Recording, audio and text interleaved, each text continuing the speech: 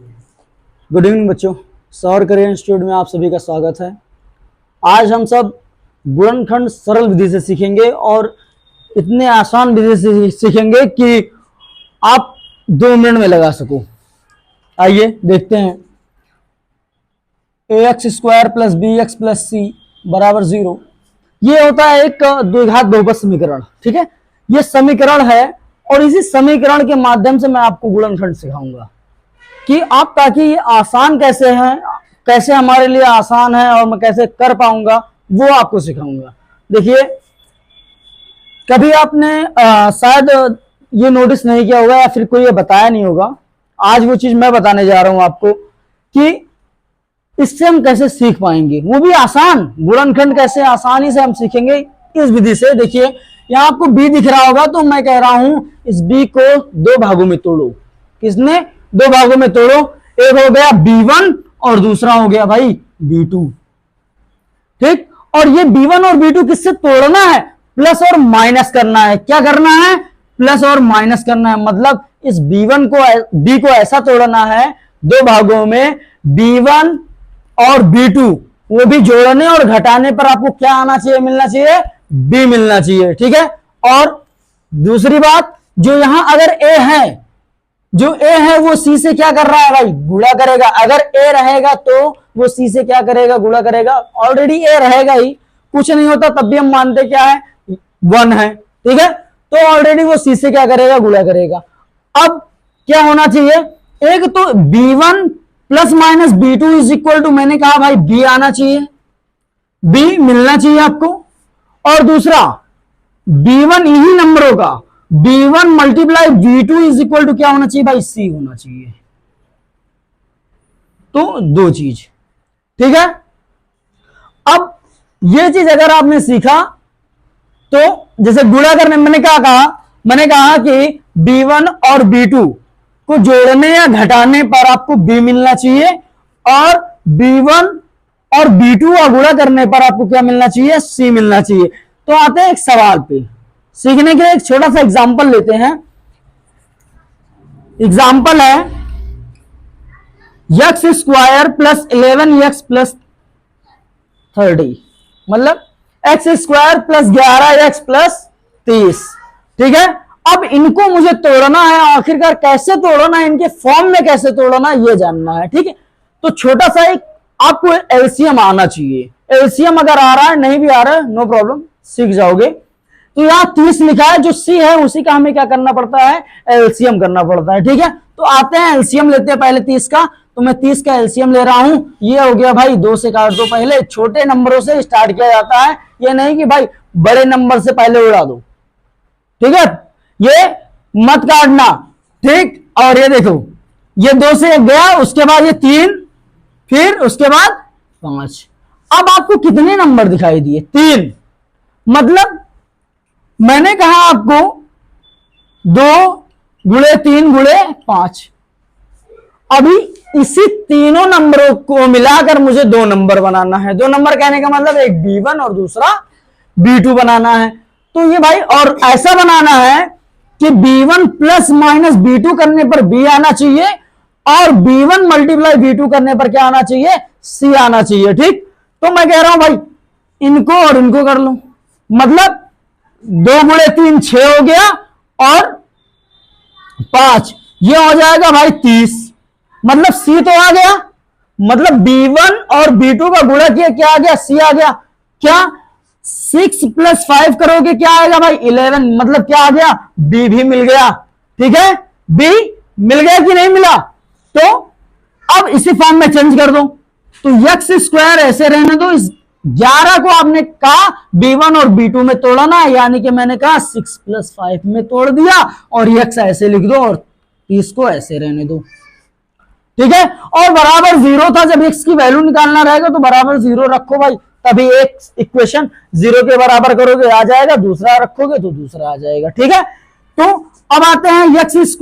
इधर देखो, ब्रैकेट में ये प्लस इस ब्रैकेट में अंदर जाएगा और ये x अंदर आएगा। तो भाई प्लस प्लस प्लस हो गया और x हो गया, 6x हो गया, प्लस प्लस प्लस हो गया और ये 5x हो गया और ये प्लस 30 को ऐसे रहने दो, बराबर 0 कर दो।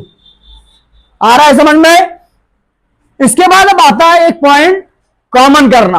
क्या चीज सबसे मोस्ट इंपॉर्टेंट है? कॉमन करना। और ध्यान देना, ब्रैकेट ऐसा होना चाहिए, दोनों ब्रैकेट सेम होना चाहिए, वो गुणनखंड आपको तब ये पता चलेगा मेरा कि ये गुणनखंड सही है या गलत।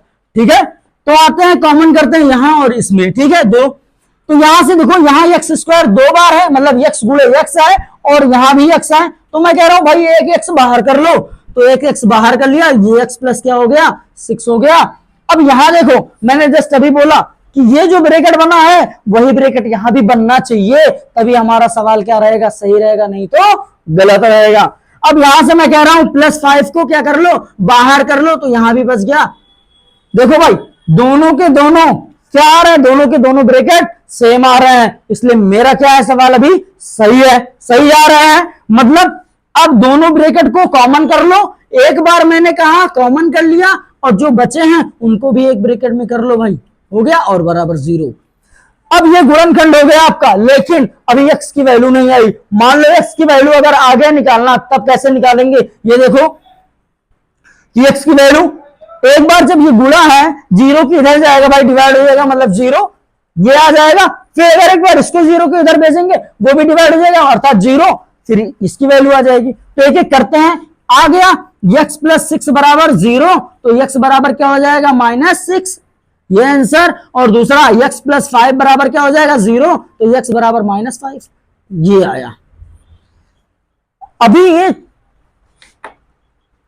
x + 5 और 2 -6 आया और -5 आया, मतलब अगर x की वैल्यू आपको निकालने को कहा गया तब आप ऐसे कीजिएगा, और नहीं तो नहीं कहा तो आप यहीं छोड़ दोगे, तब भी गुणनखंड सही है। आया बच्चों समझ में? आया? ठीक, ओके। और बाकी क्वेश्चन हम लगाएंगे बाद में भी, और एग्जांपल है। पहले आप इस मेथड को आप कॉपी कीजिएगा, और उसके बाद आप कोशिश कीजिएगा, ट्राई कीजिए कि कैसे बताया गया है, आप लगाइए। और भी क्वेश्चन है बुक में, आप बुक से क्वेश्चन लीजिए, लगाइए, और भी विधियां बताई जाएंगी आपको कि कैसे क्वेश्चन, दूसरा क्वेश्चन और तीसरा क्वेश्चन, ठीक है, और भी जितने भी बातें हैं सब के सब बताई जाएंगी आपको। और अगर अब एक तो प्लस का हो गया, अगर दूसरा एग्जाम्पल चाहते हो तो इसको अभी कॉपी करो, फिर उसके बाद मैं दूसरा एग्जाम्पल बताता हूं। ओके, आपने नोट कर लिया? अब आइए दूसरा एग्जाम्पल करते हैं। अभी हमने क्या किया था, अभी प्लस में किया था, प्लस में आंसर आया था, मतलब अगर एक्स की वैल्यू निकाला था तो क्या आया था, माइनस में आया था। अब बात करते हैं यहां अगर सी जो हो माइनस में हो तब क्या करेंगे, ठीक है, वो भी सीख लेते हैं। तो मैंने क्या अभी आपको बताया था कुछ टाइम पहले, सी का क्या करना है, आपको एलसीएम लेना है ना, तुरंत के तुरंत एलसीएम लो।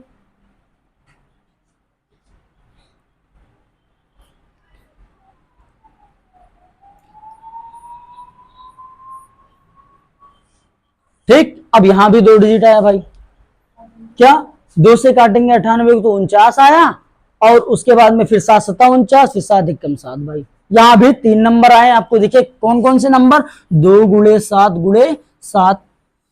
अब आपको फिर से वही पैटर्न में चेंज करना है कि इन तीनों को 2 भागों में B1 और B2 में बनाना है। मैंने कहा भाई देखो इसको और इसको कर लो, देखो ये हो जाएगा 14 और × 7 ये हो जाएगा भाई 98, मतलब B1 × B2 मिल गया आपको, सी मिला। और ऐसे ही मैं कह रहा हूं 14 - 7 कर लो, क्या आ जाएगा भाई, 7 आ जाएगा, यानी कि B। आया समझ में? तो सेम ये कॉपी पेस्ट करो, तो ये हो जाएगा x² प्लस है ब्रैकेट 7 को मैंने क्या कहा, आपने तोड़ा किसमें, 14 - 7 में, और x ऐसे ही हो -98 बराबर 0।